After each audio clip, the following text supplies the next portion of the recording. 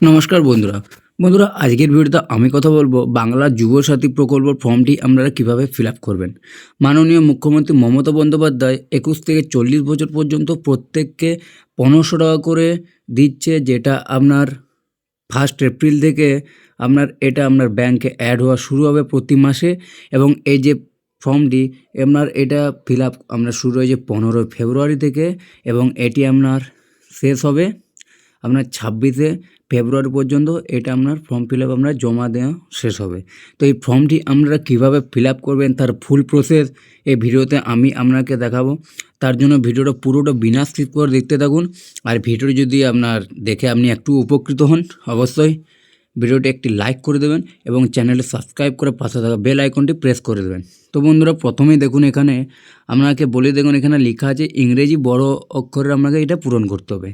মানে এই যে ফর্মটি আছে, এই ফর্মটি আপনাকে কী করতে হবে, প্রত্যেকটা ইংরেজিতে ক্যাপিটাল আপনাকে এখানে ফিল আপ করতে হবে। কোনো বাংলায় লিখলে কিন্তু এখানে আপনার হবে না। এবং এখানে আপনাকে পাসপোর্ট সাইজের ফটো এখানে আপনাকে চিটাতে হবে। এবং এই যে পাসপোর্ট সাইজের ফটো দেখুন, এখানে লেখা আছে sign in upper white person. আপনি এই ফটো এখানে দেবেন, এই আপার এই যে হোয়াইট পারসনটা এখানে আপনাকে ফটোর ওপরে এবং এর নিচে এখানে আপনাকে সাইন করতে হবে। তারপর বন্ধুরা, এখানে দেখুন প্রথমে দেখুন এখানে লেখা আছে দুয়ারে সরকার রেজিস্ট্রেশন নাম্বার, দেখতে পাবেন। এই যে দুয়ারে সরকার রেজিস্ট্রেশন নাম্বার যেটা আছে, এটা আপনার প্রত্যেকটি বুথে জায়গায় বুথ বলবে, সেই বুথ থেকে আপনারা ফর্ম নেবেন। তো সেই বুথ থেকে এখানে রেজিস্ট্রেশন নাম্বার লিখে দেবে। তো এটা আপনাকে কিছু করতে হবে না, এই জায়গাটা আপনারা ফাঁকা রাখবেন। তারপর দেখুন লেখা আছে আধার নাম্বার। এখানে আপনি আপনার যে আধার কার্ড নাম্বার, সেই আধার কার্ড নাম্বারটা আপনারা এখানে দিয়ে দেবেন। এবং দেখুন লেখা আছে বেনিফিশিয়ারি নেম, মানে দেখেন ওটা কাছে উপভোক্তার নাম মাধ্যমিক বা সমমানের পরীক্ষা অনুযায়ী। মানে আপনার যদি মাধ্যমিক অ্যাডমিট কার্ডে আপনার যে নাম আছে সেই নাম অনুযায়ী আপনি এখানে আপনার নাম লিখে দিবেন। এবং তারপর লেখা আছে দেখুন mobile number link with bank account. আপনার মোবাইল নাম্বার দেবেন যে মোবাইল নাম্বারটা আপনার ব্যাঙ্ক অ্যাকাউন্টের সাথে লিঙ্ক আছে, কারণ সেখানে আপনার ওটিপি মেসেজ যাবে, সেই কারণে আপনাকে ব্যাঙ্কের সাথে মোবাইল নাম্বার লিঙ্ক থাকাটা জরুরি। এবং দেখুন তারপর লেখা আছে এখানে ইমেল আইডি, দেখুন যদি থাকে তো আপনার যদি ইমেল আইডি থেকে থাকে তো আপনি ইমেল আইডি দিয়ে দেবেন, এখানে মেনশন করে দেবেন, নাহলে আপনার এটা না দিলেও কিছু প্রবলেম হবে না। তারপর দেখুন এখানে লেখা আছে জেন্ডার, আপনি এখানে জেন্ডার সিলেক্ট করে নেবেন। আপনি যদি আপনি এখানে পুরুষ হয়ে থাকেন তো এখানে পুরুষের যে ফাঁকা ঘরটা আছে এখানে আপনি টিক দিয়ে দেবেন। এবং এখানে যদি মহিলা হয়ে থাকেন তো ফিমেল এখানে টিক দিয়ে দেবেন। তো বন্ধুরা, আপনি এখানে এগুলি আপনি করে দেবেন। তারপর দেখুন লেখা আছে এখানে ডেট অফ বার্থ, তো আপনি এখানে আপনার যে জন্ম তারিখ সেই জন্ম তারিখটা এখানে আপনি দিয়ে দেবেন।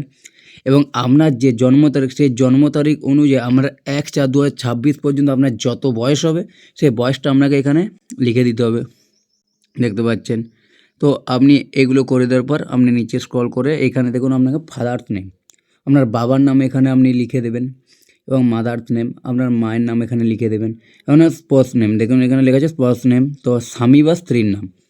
যদি আপনি ছেলে হয়ে থাকেন, আপনার যদি বিয়ে হয়ে গেছে তো আপনি এখানে আপনার স্ত্রীর নামটা এখানে মেনশন করে দেবেন। আর যদি আপনি মহিলা হয়ে থাকেন তো আপনার বিয়ে হয়ে গেছে তো আপনি এখানে আপনার স্বামীর নামটা এখানে মেনশন করে দেবেন। এবং এখানে দেখুন আপনার লেখা আছে ক্যাটাগরি ইফ নট জেনারেল, দেখুন সাধারণ শ্রেণীভুক্ত না হলে, মানে আপনি যদি জেনারেল না হয়ে থাকেন তো আপনি এখানে আপনার যে এখানে কাস্ট আপনি এখানে দিয়ে দেবেন এসসি নাকি এসটি নাকি ওবিসি।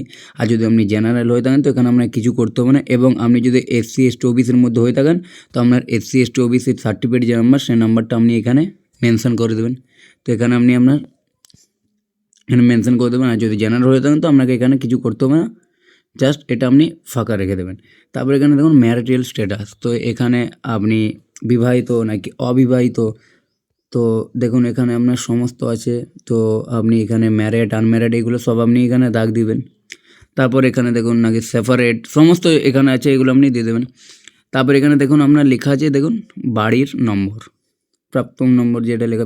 তো এখানে আপনার বাড়ি নাম্বার, আপনার ভোটার কার্ড যেটা আছে আপনার ভোটার কার্ডে আপনার বাড়ির নাম্বার লেখা থাকে, তো আপনি সেখানে দেখে দিয়ে দেবেন। নাহলে আপনার বাড়ির নাম্বার আপনি যদি জানেন তো এখানে আপনি আপনার বাড়ির নাম্বার এখানে আপনি মেনশন করে দেবেন। তাহলে এখানে হচ্ছে ভিলেজ টাউন সিটি, আপনি যদি গ্রামে থাকেন তো এখানে ভিলেজের ডাক দিয়ে এখানে আপনি আপনার গ্রামের নাম এখানে মেনশন করে দেবেন। টাউনে থাকলে এখানে টাউনের শহর যদি থাকেন তো এখানে টিক দিয়ে এখানে শহরের নাম লিখে দেবেন। সিটি তো এখানে আপনি যেখানে থাকেন সেখানে আপনি এখানে লিখে দেবেন। তারপর এখানে পোস্ট অফিস, আপনার যে পোস্ট অফিস সেই পোস্ট অফিস এখানে আপনার লিখে দেবেন এবং এখানে গ্রাম পঞ্চায়েত ওয়ার্ড নাম্বার এখানে আপনি দিয়ে দেবেন, গ্রাম পঞ্চায়েত আপনার কোথায় এখানে দিয়ে দেবেন এবং আপনার ব্লক এখানে আপনি দিয়ে দেবেন। তারপর এখানে আপনার পুলিশ স্টেশন আপনি এখানে দিয়ে দেবেন এবং এখানে ডিস্ট্রিক্ট আপনার এখানে দিয়ে দেবেন। তো তারপর দেখুন এখানে আপনার যে পিনকোড, আপনি যেখানে থাকেন তার পিনকোড এখানে আপনি দিয়ে দেবেন এবং এখানে আপনার স্টেট এখানে দেখুন আপনার অলরেডি দেওয়া আছে। তো বন্ধুরা এটা আপনার প্রথম পাতার যে ফর্ম, সেই ফর্মটা আপনার এখানে ফিল আপ। তারপর আপনাকে দ্বিতীয় পাতায় আপনার এভাবে এখানে আপনার বাকি এখানে ডিটেলস আপনাকে এখানে ফিল করতে হবে।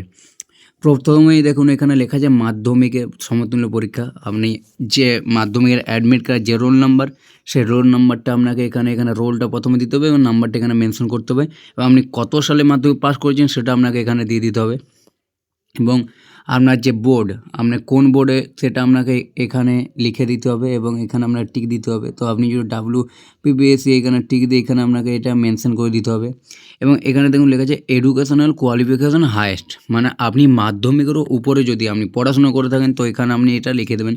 আপনি যদি HS করে দেন উচ্চ মাধ্যমিক তো আপনি এখানে HS লিখে দেবেন। যদি আপনি কলেজ পাস করেছেন তো এখানে গ্র্যাজুয়েট লিখে দেবেন। তো আপনি যতদূর পড়াশোনা করেছেন সেটা আপনি এখানে দিয়ে দেবেন এবং আপনার বর্তমান পেশা, আপনি বর্তমানে কী কাজ করেন সেটা আপনাকে এখানে মেনশন করে দিতে হবে। তো তারপর বন্ধুরা এখানে আপনার দেখুন ব্যাঙ্ক অ্যাকাউন্ট ডিটেলস এখানে আপনাকে দিতে হবে। তো ব্যাঙ্ক অ্যাকাউন্ট ডিটেলস এখানে আপনার দেখুন প্রথমে আপনাকে ব্যাংকের নাম, কোন ব্যাংকে আপনার খাতা আছে সেই ব্যাংকের নাম এখানে আপনি দিয়ে দেবেন এবং এখানে দেখুন লেখা আছে ব্যাংকের ব্রাঞ্চ নেম, আপনার যে ব্যাংকে খাতা আছে সেই ব্যাংকের ব্রাঞ্চ কোথায় সেটা আপনাকে এখানে দিয়ে দিতে হবে। ব্যাংকে আপনার অ্যাকাউন্ট নাম্বার আপনি সঠিকভাবে দিয়ে দেবেন, আপনার ব্যাংকের অ্যাকাউন্ট নাম্বার।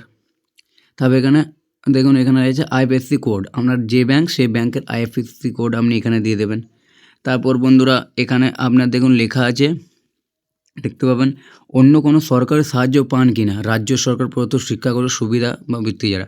আপনি এটা ছাড়া আপনি আরও অন্য কোনো আপনি সুবিধা পান যদি পেয়ে থাকেন তো ইয়েস লিখবেন এবং আপনি যদি পান তো এখানে তার বিস্তারিত এখানে আপনাকে জানাতে হবে, আর যদি না পেয়ে থাকেন তো এখানে না এখানে টিক দিবে, আপনাকে আর কিছু করতে হবে না। তো সিম্পলি এটা করবেন। তারপর এখানে দেখুন